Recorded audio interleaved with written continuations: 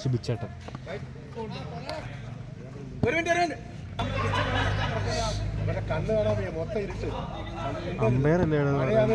അല്ല അത് അവൻ നിന്നെന്തിനാ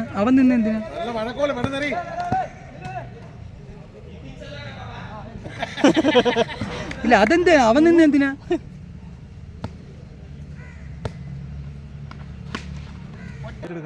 അത്രേ ഉള്ളൂ. അത് അങ്ങനെ തീരുമാനം വന്നേക്കും. അങ്ങനെയല്ല, ഉള്ള കാര്യം തുറന്നു പറഞ്ഞു. അത് സത്യസന്ധ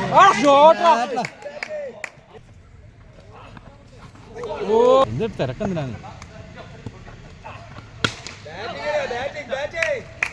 നോക്കിയടിച്ചു.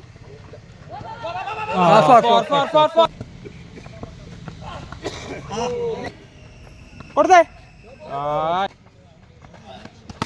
പോലെ